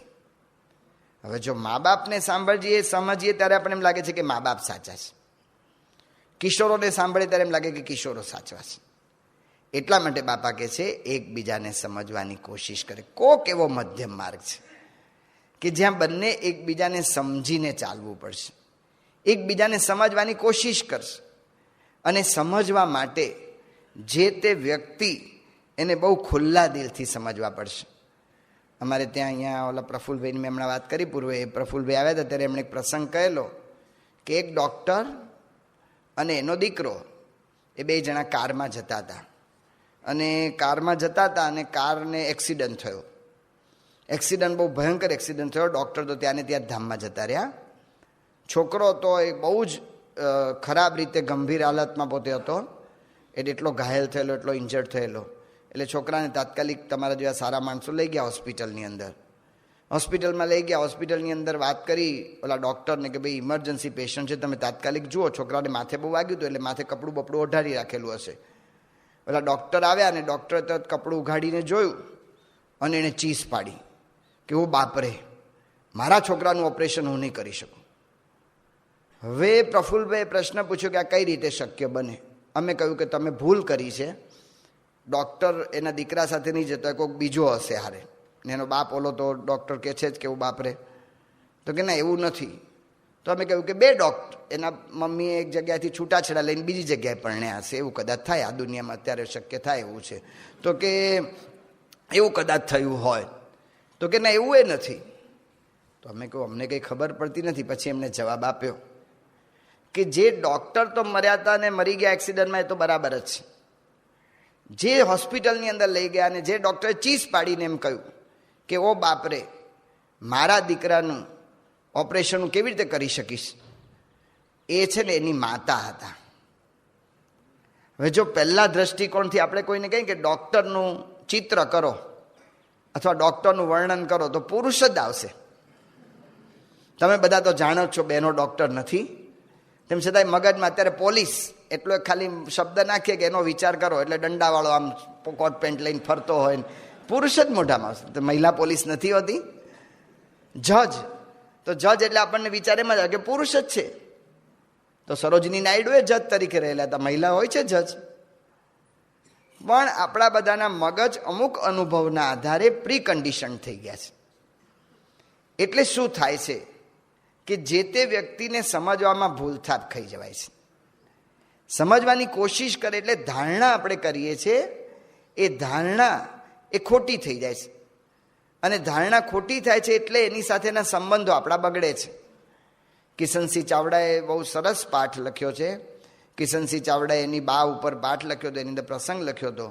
તો એની અંદર પ્રસંગ લખ્યો છે કે બા દર વખતે કિશનસિંહ ચાવડા પાસે કંઈ પણ માગે, પૈસા ને એવું બધું માગે બા. તો બા પૈસા ને એવું બધું માગે એટલે કિશનસિંહ તો આપી દે ને. પણ કિશનસિંહના મનમાં એવું રહ્યા કરે કે હું બેનને ભાઈ બીજ હોય, પછી કંઈ રક્ષાબંધન હોય, અથવા બીજા બધા વાર તહેવાર એવા કોઈ મોટા આવે ત્યારે બેનને હું કાંઈ બધું મોકલું જ છું. બા શું કામ વધારાના પૈસા મોકલતા છે? મારા કરતાં એને વિશે થોડોક વધારે ભાવ તો બાને રહે જ છે. આવું કિશનસિંહને રહ્યા કરે. એમાં તો બા ધામમાં જતા રહ્યા. એટલે કિશનસિંહના બેન આવ્યા એના ઘરે, એની બા ગુજરી જાય એટલે આવે જ સીધા. એટલે 5-10 દિવસ સુધી રકાયા હશે. એક દાડો કંઈક નવરા પડ્યા એટલે કિશનસિંહે બેનને પૂછ્યું, બેન જો મારે હવે કાંઈ લેવું દેવું નથી, મારે કાંઈ બીજું નથી, પણ મારે ખાલી મારા મનમાં ઘણા વખત આ પ્રશ્ન ખટકતો હતો એટલે તને પૂછવા માગું છું કે બાએ તને અત્યાર સુધીમાં કેટલા રૂપિયા આપ્યા છે? બેન કે ભાઈ કશું નથી આપ્યું. તું સાચું બોલે છે કે હા ભાઈ, તું મને રક્ષાબંધન જે મોકલે છે બાએ મને કંઈ આપ્યું નથી. તે કિશનસિંહ તો હશે હવે જ્યાં વાપર્યા હોય બા, એમ કરીને કિશનસિંહ વાત ટાળી નાખી. 3-4 દિવસ પછી એક મજૂરણ જેવી બાઈ એણે ડેલી ખખડાવી અને પૂછ્યું કે બા ઘરમાં છે? એટલે કિશનસિંહ કહ્યું કે બા તો હવે ભગવાનના ઘરમાં ગયા, ધામમાં જતા રહ્યા છે. ઓલી મજૂરણ બાઈએ મોટેથી પોક મૂકી. કિશનસિંહને વિચાર આવ્યો કે મરી ગયા છે તો મારા બા તો હું પોક મૂકું, આ શેની પોક મૂકે છે? એટલે કિશનસિંહ એને પ્રશ્ન પૂછ્યો કે ભાઈ બેન તમને શું આટલું બધું દુઃખ થઈ ગયું? ત્યારે એણે કહ્યું કે તમને ભાઈ ખબર ના પડે, બા અમને કેટલા મદદરૂપ થતા હતા. જ્યારે જ્યારે અમારે પૈસાની કંઈ અગવડ સગવડ હોય ને બા અમને પૈસા આપતા હતા, જો હેતુ સારો હતો. પણ સમજી શક્યા ને, આ તો ભગવાનની દયાથી કિશનસિંહે સામે બદલો ન લીધો. પણ જો કંઈક થાત તો આ પ્રી કન્ડિશન માઇન્ડ, હેતુ સારો હોય ને સમજી નથી શકાતો. અમે બોચાસણમાં હતા અને બોચાસણ અમે અહીંથી રહેવા ગયા હતા. 2 વર્ષ બોચાસણ વચ્ચે રહ્યા હતા. તો 2 વર્ષ બોચાસણ રહ્યા ત્યારે અમારા બધાના સંતોનો ઉતારા બધા ગોઠવાઈ ગયા. હવે અમારે બધું ગોઠવવું હતું, ક્લાસરૂમ, કારણ કે ત્યાં સુધી તો ખાલી બધા જૂના સંતો હતા એટલે ત્યાં અભ્યાસનું કંઈ વાતાવરણ નહોતું. પણ અમે બધા ગયા એટલે અભ્યાસ માટે ક્લાસરૂમ, પછી દવાખાનું, એવું બધું અમારે ગોઠવવું હતું, આમ વ્યવસ્થિત બધું આમ. એટલે પછી અમે જોયું તો અમારે એક રૂમ વચ્ચે હતી, એ રૂમમાં ગોરધન કાકા નામના એક હરિભગત રહેતા હતા, સોજિત્રાના હતા. અને એણે એનું ઘર આપણને સંસ્થાને આપી દીધેલું. એટલે જૂના વખતના એ સંતો હતા, એમણે કહેલું કે મંદિર તમને આખી જિંદગી સાચવશે, તમે ઘર આપી દો સંસ્થાન. એટલે આપી દીધેલું. અને એટલે એને જમીનને બધું આપેલું. એટલે આપણે બધા સંતો એને સાચવે, પણ અમે બધા કોઈ હતા નહીં, રૂમો બધી ખાલી હતી. એટલે ગોરધન કાકા એ રૂમમાં રહેતા હતા. એટલે અમે ગોરધન કાકાને વાત કરી કે ગોરધન કાકા, હવે તમારે છે ને સામેની સાઈડમાં રહેવા જવાનું. અને ગોરધન કાકા તો જે અકરાઈ ગયા અને ગુસ્સે થઈને જેમ તેમ બોલ્યા ને આમ ને તેમ ને. એટલે અમારે તો પહેલી જ ઇમ્પ્રેશન અમને પડી ગઈ કે ગોરધન કાકો છે ને અવળચંડો માણસ છે, આવાની જમીન લેવાય જ નહીં. ત્યાંથી વાતની શરૂ થઈ કે આ જૂના સંતોએ ભૂલ કરી કે આવાને રાખ્યો ને આમ ને તેમ ને બીજું ને ત્રીજું. અને પછી તો ગમે ત્યારે આમ બધા ભેગા થઈએ ને ગોરધન કાકાની વાત નીકળે એટલે 15-20 મિનિટ કે અડધો કલાક તો નીકળી જ જાય. કંઈક નવો પ્રસંગ કોઈકને મળ્યો જોઈએ કે આ ગોરધન કાકો આમ થૂકતો હતો ને આમ કરતો હતો ને ફલાણું કરતો હતો ને, એમ કંઈક ને કંઈક નીકળી જ જાય વાત. ડૉક્ટર સ્વામી ત્યાં બહુચાસણ આવ્યા. ડૉક્ટર સ્વામી અમને બધાને વાત કરી કે આપણે ગોરધન કાકાને પગે લાગવા કોણ જાય છે? જવા જેવું જ નથી સ્વામી, વાત ન કરશો તમે. કે જય સ્વામિનારાયણ કરવા તો કોણ જાય છે? કે જય સ્વામિનારાયણ એને જવા જેવું જ નથી, કારણ કે આ ગોરધન કાકો કોઈ રીતે સહકાર આપતો નથી. તોય ડૉક્ટર સ્વામી આગ્રહ કર્યો કે ભાઈ ગોરધન કાકાને એક વખત જય સ્વામિનારાયણ સવારે કરી આવવા. હવે આજ્ઞાથી એટલે જવું તો પડે. અમારામાં એક ત્યાગ ઓલો સ્વામી એવા હતા કે એ તો રોજ જતા, પણ બીજા અમારામાંથી કોઈ જાય નહીં. એટલે રૂમમાં કોઈને જવાની હિંમત તો થાય નહીં. એટલે બધા સંતો પછી શું કર્યું કે સંતોન ડૉક્ટર સ્વામીની આજ્ઞા એટલે પાળવી તો પડે જ. એટલે બારણું ખોલે, જય સ્વામી ગોરધન કાકા, તરત બંધ જ કરી દેવાનું બારણું ફટ કરતું. આવું થયું. લગભગ આવું 4-5 દિવસ જેવું ચાલ્યું હશે ને ગોરધન કાકા મને સામેથી મળવા આવ્યા અને ગોરધન કાકાએ મને કહ્યું કે સ્વામી તમારે કઈ રૂમ મને આપવાના છો, એ રૂમ મને આપો તો હું અહીંથી નીકળી જાઉં. હારું, ગોરધન કાકામાં એકદમ ફેર કેમ ન પડી ગયો? તો જો ગોરધન કાકાને પહેલી વખત જે વાત કરી હતી ને એ આજ્ઞા આદેશાત્મક કરી હતી, એની લાગણીને ઠેસ વાગી હતી. એટલા માટે બાપા કહે છે એકબીજાને સમજવાની કોશિશ કરે.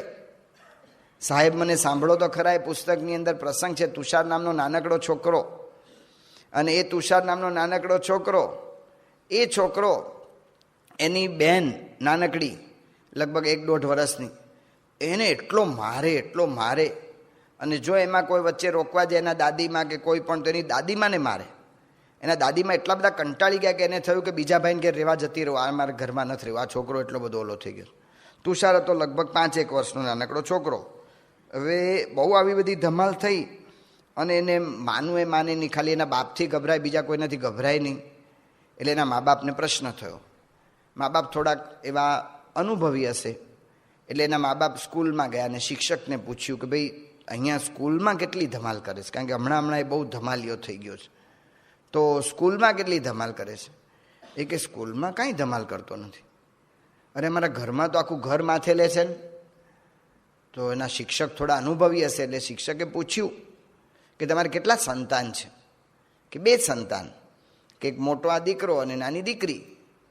કોને વિશે વધારે હેત? કે તો સાહેબ સ્વાભાવિક જ છે ને કે નાની દીકરી પર વધારે હેત હોય, એના પર તો વધારે હેત હોય, નાના સંતાન ઉપર વધારે હેત હોય જ છે. તો એણે કહ્યું, એના શિક્ષકે કે તમે નાની દીકરી પર વધારે હેત રાખો એ બરાબર જ છે, એની હું ના નથી કહેતો, એની પર ભરપૂર હેત રાખો, પણ એટલું એક કરી જુઓ, એટલું જ હેત છે ને તુષાર ઉપર પણ કરો. આટલો એક પ્રયત્ન કરો. 15 દિવસનો પ્રયત્ન, તુષારનું વર્તન બદલાઈ ગયું. જો એકબીજાને સમજવાની કોશિશ કરે, એની લાગણીને ઠેસ વાગી હતી. આગલા પ્રસંગમાં આપણે જોઈએ છે તો હેતુ સારો હતો ને ખબર નહોતી. આમાં લાગણીને ઠેસ વાગી હતી એટલે સીધો આનો પ્રતિકાર હતો, પડકાર હતો. ગીજુભાઈ બધેકાએ મા બાપ થવું આકરું છે પુસ્તકની અંદર પ્રસંગ લખ્યો છે. જૂના જમાનાનો પ્રસંગ છે. નાનકડી છોકરી અને નાનકડી છોકરીને લઈને મા સુવા બેઠી અને મા સૂતી અને નાની છોકરી ઊભી થઈ ગઈ. છોકરી ઊભી થઈ ગઈ અને ઘરમાં ઓલા જૂના જમાનાના બારણા હોય ને એમાં ઓલા ધોકા હોય વચ્ચે આડા, તે કડે પકડ્યું એણે હાથથી અને ધોકા પર પગ ટેકવ્યા એટલે બારણું આમથી આમ થાય એટલે એને તો હિંચકા જેવું સુખ આવી ગયું. તો છોકરી હિંચકે પણ જૂના જમાનાના ઓલા દરવાજાને એને વળી ઓલા તેલ નહીં પૂર્યું હોય એટલે કીચુડ અવાજ આવે એટલે માની ઊંઘ ઉડી ગઈ. એટલે ટબુડી કહું છું મને ખલેલ પહોંચાડમાં હુઈ જા. ટબુડી તો બેસી રહી, તોય ટબુડી તો પાછી હુઈ ગઈ. પાછી માની આંખ મીચાણી ટબુડી ઊભી થઈ ગઈ અને ટબુડી પાછી બારણે ચોંટી પડી. એટલે ટબુડી કહું છું ને તને હુઈ જા. તો 2-3 વખત આવું થયું અને ટબુડી વારંવાર આ પ્રયત્ન કરે ત્યારે પછી ઓલી મા ભલે ભણેલી નહોતી જૂના જમાનાની પણ અનુભવી તો હતી.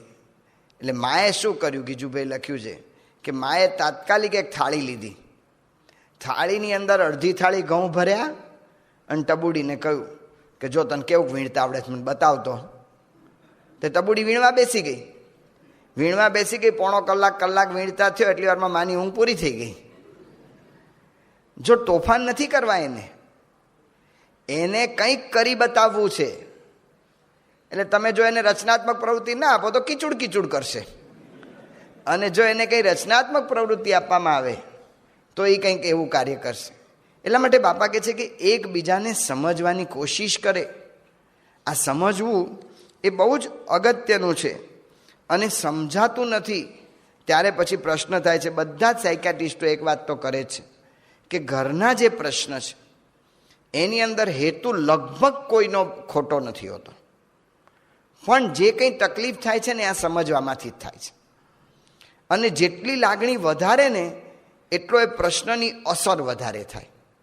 એક વખત જો શંકા ઘૂસી ગઈ ને પતી ગયું. પછી જેટલી લાગણી વધારે હોય ને એટલે જેની સાથે આપણે લાગણીથી વધારે જોડાયેલા છીએ એ આપણને જેટલા નિગ્લેક્ટ કરે અથવા આપણને એના માટે શંકા ગઈ કે મારા સાથે આવું વર્તન રાખે છે એવી શંકા ગઈ એટલે એ માણસ પ્રત્યેની આપણને વધારે ને વધારે એના તરફ એવું થાય કે આ ખોટું કરે છે એવું વધારે લાગવા માંડે. કારણ કે આપણે એની સાથે લાગણીથી જોડાયેલ છે. ઓલાએ તો કંઈ કર્યું ન હોય પણ આપણને વધારે લાગ્યા કરે. એ જ પ્રસંગ થયો રામાયણની અંદર. આપણે જોઈએ છે વાલી ને સુગ્રીવ, આ બે ભાઈઓ, ઋષરાજ વાનરના બે દીકરા હતા. બંનેનું બરાબર ચાલતું હતું, રાજ્ય બરાબર જ ચાલતું હતું. કિષ્કિંધા આખી નગરી હતી. આપણે અત્યારે વાનરની આખી એક સંસ્કૃતિ હતી, એ બધી વાતમાં નહીં પડીએ, પણ કિષ્કિંધા નગરીની અંદર ત્યાં એ લોકો બંને સારી રીતે રહેતા હતા. એમાં એવું થયું કે દુંદુભી રાક્ષસનો છોકરો હતો, માયાવી રાક્ષસ, એ મારવાલો રાતના આવ્યો. રાતના આવીને એણે વાલીની ઉપર પડકાર ફેંક્યો કે લડવા આવ આમ તેમ. વાલી એટલો બધો ઘમંડી હતો ને કોઈનો પડકાર સહન ના કરી શકે. એટલે વાલી એકદમ ઊભો થઈ ગયો. એની પત્ની તારાએ ના પાડી, એને સુગ્રીવે ના પાડી, એના ભાઈએ તારાને કહ્યું કે તું તો બૈરા બધા બીકણો છો એમ કરી એનાથી નીકળી ગયો. એટલે સુગ્રીવે કહ્યું કે ભાઈ સાહેબ હવે રાતના બોલે છે, ભલે ને બોલતો, આપણે રાતના ક્યાં લડવા જવું, બોલ્યા કરશે, આપણે હુઈ જાઉં શાંતિથી, કે હું કોઈનું સહન કરી લઉં, મારે જવું છે એમ કરીને ગયો. તો સુગ્રીવ એની સાથે મદદ કરવા સાથે દોડ્યો. હવે થયું એવું કે માયાવીએ જેવો વાલીને જોયો એટલે માયાવી ભાગ્યો, અને માયાવી ભાગીને ગુફાની અંદર ઘૂસી ગયો. એટલે વાલી એની પાછળ ગુફામાં ગયો. ઓલાનું આયોજનબદ્ધ હશે કે આ ગુફા ઊંડી છે, એમાં ઘૂસી જવું, એને બધું વિચાર રાખેલું હશે. એટલે અંદર વાલી જતો હતો. વાલી અંદર ગયો એટલે સુગ્રીવ અંદર પ્રવેશનો પ્રયત્ન કર્યો. વાલીએ ના પડી દીધી, બહાર ઉભો રહે છે, તાર જ્યાં બીકણ મારી નથી જોઈતા. અને અંદર ગયો. અંદર બધું યુદ્ધ થયું. સુગ્રીવ બહાર છે અને એ હોકારા પડકારા બધા સાંભળે છે કે અંદર ધબાધબ થાય છે. અને એમાં લોહીનો રેલો એને બહાર દેખાયો. અને સુગ્રીવને લાગ્યું કે આ વાલી જ મરી ગયો છે, આ વાલી મરી ગયો છે એવું એને લાગ્યું. એટલે સુગ્રીવે તરત જ ઓલા ગુફાના દરવાજા બંધ કરી દીધા. હજુ સાયકોલોજીકલ છે, જે વ્યક્તિને વિશે આપણને હેત વધારે હોય ને એને કંઈક નુકસાન થઈ નહીં ગયું હોય ને એની શંકા આપણને વારંવાર જાય છે. લગભગ એવું વાક્ય આપણે એક વાંચેલું છે સાયકેટ્રિસ્ટનું કે લગભગ પોતાની પ્રિય વ્યક્તિનું 1-2 વખત મૃત્યુ તો દરેક વ્યક્તિએ વિચારી જ લીધું હોય છે. એના પ્રત્યે વધારે લાગણી હોય એટલે એને થાય જ. અને આમે આનો સ્વભાવ ગભરું છે એટલે એને દેખાય જ કે વાલી જ મરી ગયો હશે. એટલે એને તરત જ ગુફાનો દરવાજો બંધ કરી દીધો, મોટા મોટા પથરા મૂકીને. કારણ કે માયાવી જેવો રાક્ષસ ફરી બહાર આવે તો હવે કોઈ સમર્થ નહોતું એની યારે લડી શકે. આ બાજુ ખરેખર ને પછી સુગ્રીવ ગયો ત્યાં નગરમાં. ત્યારે નગરમાં બધાએ જાણી લીધું કે વાલી મરી ગયો છે. સુગ્રીવની ઈચ્છા નહોતી તો પણ એને રાજા બનાવી દીધો. આ બાજુ થયું તો એવું કે વાલી એનો તો મર્યો પણ ઓલો માયાવી મર્યો હતો. એટલે વાલીને બહાર નીકળવું પણ ઓલો ગુફાનો દરવાજો જ કંઈ દેખાય નહીં, પ્રકાશ જ કંઈ મળે નહીં, એટલે કેમનું નીકળવું? આમાં ફંફોસતા માંડ ઓલા દરવાજા સુધી પહોંચ્યો. અને ત્યાં જોયું તો બધા પથરાને એને આડા તેડા ફેંક્યા ને બધું કરીને બહાર તો નીકળ્યો. પણ એના મનમાં શંકા ઘૂસી ગઈ, મારો ભાઈ કેટલો હરામખોર છે. અને એની અંદર આ શંકા ઘૂસી ગઈ. અને શંકાની અંદર એ તરત જ વાલી તરત ગયો. કિષ્કિંધામાં જેવો વાલી આવ્યો, સુગ્રીવ એટલો બધો રાજી થઈ ગયો, પગે પડ્યો, એને સીધો લાત મારી અને એના બધા કપડાં બપડાએ ખેંચી લીધા ને એની પત્નીએ પોતે લઈ લીધી અને એને દેશ નિકાલ કરી નાખ્યો. હવે આ બંનેના પ્રશ્ન થયા ને એમાં ભગવાન રામચંદ્રે પછી વાલીનો મોક્ષ કર્યો. આપણે આગળ અત્યારે બહુ લંબાવવાનો સમય નથી, પણ આ બે જણને પ્રશ્ન થયા. જો આપણે વાત કરીએ છીએ એકબીજાને સમજવાની કોશિશ કરે તો બાપા કહે છે કોશિશ કરવી. આવા બધા પ્રશ્ન થયા જ કરવાના જે આગળ આપણે પ્રસંગ, કારણ કે આપણી ધારણા ખોટી હોય છે. ધારણા લીધે પ્રશ્ન થયા કરવાના. તો હવે આમાં કરવું શું જોઈએ, આમાં કરવાનું શું હતું? તો કોઈ પણ સંતો હરિભક્તો કોઈ પણ વ્યવહારમાં જોડાય ત્યારે બાપા એનો એક ઉકેલ બતાવે છે, એકબીજાને સમજવાનો ઉકેલ, કે એની પ્રકૃતિ ઓળખી રાખે. કોઈ પણ વ્યક્તિની છે ને પ્રકૃતિ ઓળખી રાખવી જોઈએ. પ્રકૃતિ ઓળખી રાખે એટલે કે સામેની વ્યક્તિ જેવી છે એવી એને સમજીને એનો સ્વીકાર કરી લેવો. અને પછી શું? પછી એને અનુકૂળ થઈને કામ કરવું. હજુ બંનેનો પ્રશ્ન શું થયો છે? સુગ્રીવ વાલીની પ્રકૃતિ નથી ઓળખી શક્યા, વાલી સુગ્રીવ નથી ઓળખી શક્યા. વાલીને વિચાર રહેવો જોઈતો તો જો એને પ્રકૃતિ ઓળખી રાખી હોત, એ સમજી શક્યા હોત તો એને ખ્યાલ આવી જ જાત કે આ માણસની પ્રકૃતિ જ ગભરું છે, એટલે મને યુદ્ધમાંથી રોકતો હતો, અને એટલે મને ના કહેતો તો અંદર ન જશો ગુફામાં ને આમ તેમને. અને એ માણસે ગુફાનો દરવાજો બંધ કર્યો એ સ્વાભાવિક છે, એમાં કોઈ બીજી ખોટી વૃત્તિ નથી. એ ન જોઈ શક્યા. સુગ્રીવ વાલીની પ્રકૃતિ ઓળખી ન શક્યા. વાલી સ્વભાવે જ અહંકારી માણસ છે. એ સ્વભાવથી જ જે માણસ અહંકારી છે ને, એને એમ ન કહેવાય કે હું તને મદદ કરવા આવું છું. એ આપણે મદદ, એને તો બહુ અપમાન જેવું લાગે કે મને તું મદદ કરવા આવીશ. એટલે એને તો એમ જ કહેવાય કે તમે જાઓ, લડજો વ્યવસ્થિત, અને અમે હાર લઈને ઊભા રહેશું તમારા વિજય માટે. પછી મદદની તૈયારી કરી રખાય, કારણ કે આપણને શંકાઓ એટલે તૈયારી તો રાખવાની હોય મદદની, જરૂર પડે તો. પણ એને મોઢે મોઢ કહીને મદદ ન કરાય. આ પ્રકૃતિ ઓળખવામાં ભૂલ કરી, અને એમાંથી પછી જ્યારે છેલ્લે સમાધાન થયું, મૃત્યુના બિછાના પર જ્યારે વાલી છેલ્લા શ્વાસ લેતો હતો ત્યારે, પણ જો પ્રકૃતિ ઓળખી રાખી હોય, એટલા માટે બાપા કહે છે કે પ્રકૃતિ ઓળખી રાખે. તો સમજવાની અંદર જરૂરી એ છે કે એકબીજાની પ્રકૃતિ ઓળખાય રહે. બે રીતની પ્રકૃતિ છે, એક તો બાહ્ય પ્રકૃતિ ને આંતરિક પ્રકૃતિ. બાહ્ય પ્રકૃતિ, બહારની પ્રકૃતિ પરથી પણ એને ખ્યાલ રહેવો જોઈએ, એનો અભ્યાસ થવો જોઈએ. પ્રકૃતિનો અભ્યાસ, દરેક વ્યક્તિ જે આપણી આજુબાજુમાં છે કયા સંજોગોમાં શું કરશે અને શા માટે કરે છે, એનો અભ્યાસ જો થયેલો હોય તો છે ને પ્રશ્ન ઓછા થયા, તો એને સમજી શકાય. રામચંદ્ર ભગવાન ત્યાં શિલા ઉપર બેઠા હતા, અને શિલા પર બેઠા હતા, અને એ જ વખતે સુગ્રીવ અને રામચંદ્ર વાત કરતા હતા. અને વાત કરતા હતા ત્યારે દધીમુખ નામનો વાંદરો આવ્યો. દધીમુખે એટલો બધો લોહી લુહાણ થોડો થઈ ગયો હતો, અને એણે એટલી બધી આમ આક્રોશમાં હતો, એણે સુગ્રીવને કહ્યું કે આ છોકરા બધા આપણા હરામી થઈ ગયા છે. કે શું થયું? કે જે અંગદ તમારો પાટવી કુંવર કહેવાય એ, અને જે વૃંદની અંદર હનુમાનજી પોતે છે, એ લોકો આજે આપણે મહેમાનો માટેનું જે અમૃત ફળ રાખી મૂક્યા છે એને ખાઈ ગયા. એટલે હતી વ્યવસ્થા એવી રીતે કે વાનરોની અંદર કિષ્કિંધા નગરીમાં એક બગીચો હતો, એ બગીચાની અંદર અમૃત ફળ ઉગતા હતા. આ અમૃત ફળ ખાસ મહેમાનો આવે ને ત્યારે જ કાઢવામાં આવતા હતા. અને આપણે ઘરમાં જેમ થાય છે એમ ઓલું ઉપર સેલ્ફ ઉપર ચડાવી દીધું હોય ડબ્બો, તો છોકરા મારવાલા ખુરશી પર ટેબલ મૂકીને ઉતારીને ખાઈ જાય. તો એ રીતે આ ઓલા મહેમાનો આવે ત્યારે જ ખવડાવવામાં આવતા હતા અમૃત ફળ. એ ખાધા. અંગદે એમાં અનુમતિ આપી, હનુમાનજી પણ સાથે હતા.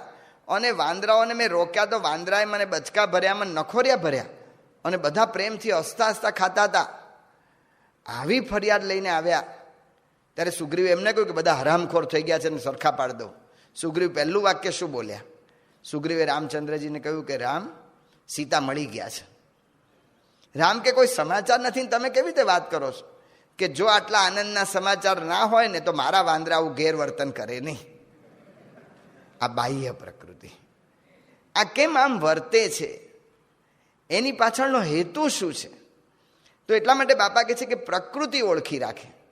આંતરિક પ્રકૃતિ એ કેમ આવું કરે છે એની પર વિચાર કરવો જોઈએ. The 7 habits of highly effective family એ પુસ્તક છે, એની અંદર પ્રસંગ લખે છે સ્ટીફન કોવી, એની પત્ની સાંદ્રાનો. એની પત્ની સાંદ્રા એ ઘર વખરીના સામાન જ્યારે લેવાનું હોય ત્યારે કાયમ એક જ આગ્રહ રાખે કે ફ્રીઝી ડેરીનો સામાન લેવાનો. હવે ફ્રીઝી ડેરી જે હવાઈ ટાપુમાં એ લોકો રહેતા હતા ત્યાંથી 50 માઇલ દૂર થાય. તો આને કાયમ કંટાળો કે તું મને 50 માઇલનો ધક્કો કામ ખવડાવે છે ભાઈ સાહેબ? ઘર વખરીના સામાનમાં ધારો કે ખાંડ લેવાની હોય કે મીઠું લેવાનું હોય કે એવું બધું તો ગમે તે કંપનીનું આવે, એ તો ગળ્યું ખારું જ લાગવાનું છે, એમાં શું પ્રશ્ન? અથવા તો ડોલ લેવાની હોય કે ટમ્બલર લેવાનું, ગમે તેનું આવે, એ બધું હરખું જ હોય છે. પણ એની પત્ની કાયમ એને ધક્કો ખવડાવે. આને મનની અંદર આમ રહ્યા કરે. એક દિવસ બે જણ સાથે બેઠા અને ચર્ચા થઈ, અને એની અંદરથી આ બેને વાત કરી જે ચર્ચાની અંદર કે તું આગ્રહ કેમ આનો રાખ્યા કરે છે, બહુ નિખાલસ ભાવે ત્યારે હશે વાતાવરણ. ત્યારે ઓલી બેને કહ્યું કે મારા પપ્પા એ અમારું ઘર બહુ સામાન્ય કુટુંબ હતું, અને અમારા ઘરને ચલાવવામાં મારા પપ્પા એ આ ફ્રીઝી ડેરીના સેલ્સમેન હતા. એટલે એની જેટલું થાય એનાથી અમારું ઘર ચાલતું, અને એટલે મને ફ્રીઝી ડેરી ઉપર પહેલેથી એક જાતનો આદર ભાવ થયેલો. એમાંય વળી એવું થયું કે મંદી આવી. મંદીમાં અમારું ઘર આવ તૂટી પડે એવું હતું, અમે અમારે ખાવાના સાંસા પડે એવા હતા. ત્યારે ફ્રીઝી ડેરીએ અમારા ઘરમાં પૈસા પૂરા પાડ્યા હતા. એટલે મને કાયમ એવું રહે છે કે આપણે ફ્રીઝીડેરીનો ઉપકારનો બદલો વાળવો જોઈએ. જો આ આંતરિક પ્રકૃતિ, આ સમજવું પડે. આ જો સમજી શકાય તો આપણે એની સાથેના પ્રશ્ન ન રહે. એટલા માટે બાપા કહે છે કે એકબીજાને સમજવાની કોશિશ કરે. એક વખત પ્રકૃતિ ઓળખી પછી શું કરવાનું છે, તો પછી એને એડજસ્ટ થવું પડે. એક વખત બાપા જમતા હતા ગોંડલની અંદર, ને મારા જેવા એક સંત હતા, એ વાંચતા હતા પ્રકાશ, સ્વામિનારાયણ પ્રકાશ. અને સ્વામિનારાયણ પ્રકાશ વાંચતા હતા ને એની અંદર શબ્દ આવ્યો પોલિશ. પોલીસ શબ્દ હતો. આમ તો આપણે પોલીસમેન ઇંગ્લેન્ડવાળા બધા એવું બોલતા, એનો ઉચ્ચાર આપણે પોલીસ કરીએ છીએ. તો ઓલા ભાઈ મારા જેવા કાઠિયાવાડી, તમારે કાઠિયાવાડમાં સ નો શ બોલાય ને હ બોલાય ને ચ એ બોલાય, તો એટલે પછી એને પોલિશ એવું વાંચે. એટલે બધાએ કહ્યું કે ભાઈ આ બૂટ પોલિશ નથી, આ છે ને પોલીસની વાત આવે છે, એટલે તું પોલીસ વાંચ. તો એ ઓલો શકોરાનો શ વાંચ્યો. બીજી વાર વાંચવાનું થયું ત્યારે એવું વાંચ્યું પોલિશ. વળી બધા હસ્યા. ત્રીજી વખત પાછું ઓલા જમતા હતા ને ફરી એનો એ શબ્દ આવ્યો. એટલે જેટલું વધારે કોન્શિયસ છે ને એટલું વધારે ભૂલ પડતી હોય છે. તમને ખબર ના પડી, અમને એનાઉન્સમેન્ટમાં જેટલા વધારે કોન્શિયસ થઈ જાય ને એટલી વધારે ભૂલ પડે. તો એટલા માટે ત્રીજી વખત આવ્યું ત્યારે ફરી પાછું ઓલા બચારાથી પોલિશ એવું વંચાઈ ગયું. એટલે ફરી બધા ખડખડાટ હસ્યા. બાપા તો નાસ્તો કરતા હતા. જો સ્વામી બાપા કેટલા મર્મગ્ન છે, કેટલી સામાન્ય ક્રિયામાં કેટલી મોટી વાતો કરી દે છે. સ્વામીએ શું કહ્યું કે એક વખત આપણને ખબર પડી કે આ વ્યક્તિની આટલી મર્યાદા છે, પછી છે ને એને આપણે એડજસ્ટ થઈ જવું જોઈએ. આપણને ખબર પડી ગઈ, એને એડજસ્ટ થવાનું. આપણને ખબર છે કે આ પ્રેશર કુકર છે ને એની સીટી વાગતી નથી, એટલે સાણસીથી ઊંચું કરવું જ પડે. એને એડજસ્ટ થવું જ પડે આપણે કે આ કાર છે એનો ગેર બરાબર પડતો નથી. કેટલી વાર મામા બધા શીખી જાય છે કે સ્વામી ઉભા રહો, હું એ ગેર નાખી દઈશ, એમ એમ કરીને ગેર પાડી જ દે છે. એ થઈ જ જાય છે કે ભાઈ આ ક્રશર મશીન છે એનું ઢાંકણું ઊંચું જ થઈ જાય છે, તો એના પર ઢાંકણા પર હાથ દબાવીને જ એને ક્રશ કરવું પડે. અથવા તો પછી આ મોટર કાર છે એનો દરવાજો બંધ થતો જ નથી, તો એને ઓલા કે ઉભા રહો, આમ થોડુંક પહેલાં ધીમે કરી આમ કરી પછી આમ ફટ કરો એમ. તો જો એટલે આપણે એડજસ્ટ થઈએ જ છીએ. તો પ્રકૃતિ ઓળખી રાખીને પછી એડજસ્ટ થવું પડે. તુકારામ મહારાજનો પ્રસંગ છે. તુકારામ મહારાજ બહાર ભજન કરવા ગયા હતા, અને ભજન કરવા બહાર ગયા ને એમાં કોઈક આખો શેરડીનો ભારો એમને બાંધી આપ્યો. અને ભારો આખો બાંધી આપ્યો. તે ભારો લઈને તુકારામ મહારાજ આવતા હતા. ગામમાં બધા નાના નાના ટાબરિયા, મહારાજ મને એક શેઠો, મને એક સાઠો.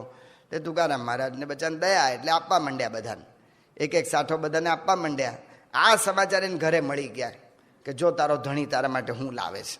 આવા પાછા સમાચાર આપનારા હોય છે.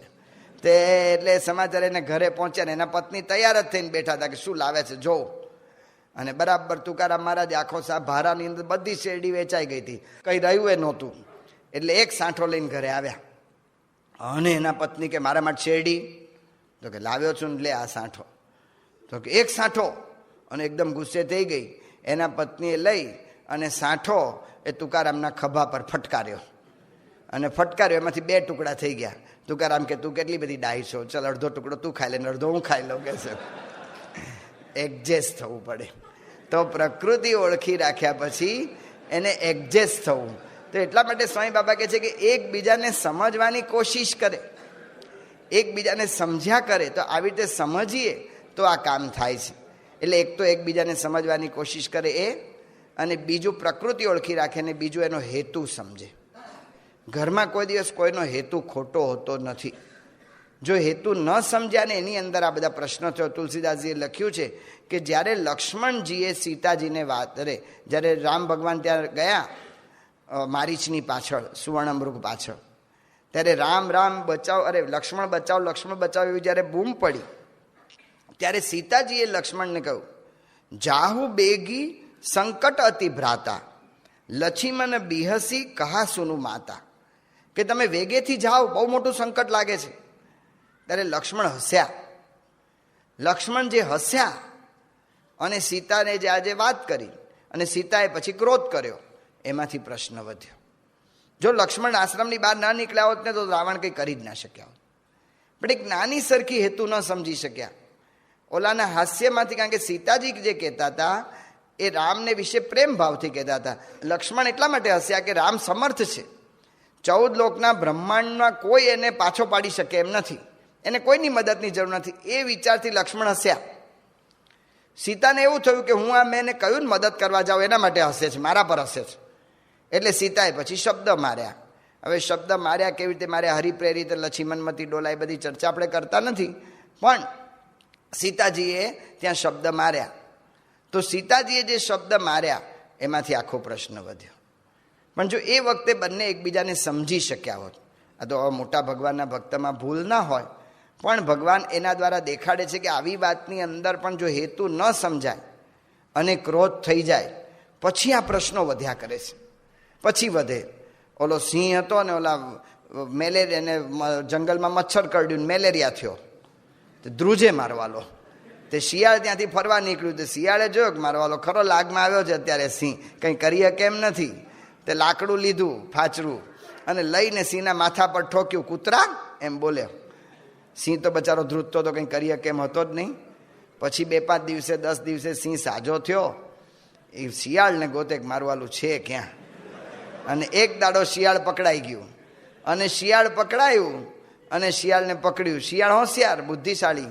શિયાળે કહ્યું કે જો સિંહ રાજા, મારી તો ભૂલ થઈ ગઈ, અને મારી ભૂલ થઈ ગઈ, મેં તમને લાકડું ફટકાર્યું, જો લાકડાનો ઘા તમારા શરીરે દેખાતો નથી તો તમે ભૂલી જાઓ ને. એ કે શરીરે ઘા નથી દેખાતો, પણ અંદર જે કૂતરા પડ્યો છે ને ઘા, એ હજી બાકી છે. તો આવું બોલાઈ જાય છે. આ હેતુ ના સમજાય ને એની અંદર ક્રોધ થઈ જાય છે, અને એ ક્રોધ પછી ભૂલાતો નથી. એટલા માટે સ્વામી બાપા કહે છે કે હેતુ સમજે, કે કોઈનો ખોટો હેતુ નથી હોતો. શિલ્પકાર હતો ને એના છોકરાની ઓલી ભૂલ કાઢ્યા કરે તો છોકરો કંટાળ્યો, મારો મારો બાપ છે ને કંઈ સમજતો જ નથી મને કે છે, અને આ કાયમ ભૂલ કાઢ્યા કરે છે. તે છોકરાએ મૂર્તિ દાટી દીધી, પોતે જ કરેલી. પછી એને બાપને કહ્યું કે હાલો આપણે ઇવનિંગ વોકમાં જઈએ. ને ઇવનિંગ વોકમાં પછી કે બાપુ જો અહીંયા કંઈક દેખાય છે, કે હા કંઈક દેખાય છે મૂર્તિ જેવું, ખોદીએ. ચલો ખોદ્યું અને નીકળી મૂર્તિ. એને બાપુજીને બતાવી કેવી મૂર્તિ છે. બસ બેટા હું એવું જ કહેતો હતો કે આવી મૂર્તિ થવી જોઈએ. એ કે મેં જ કરી છે, આ તમે આવી મૂર્તિ થવી જોઈએ.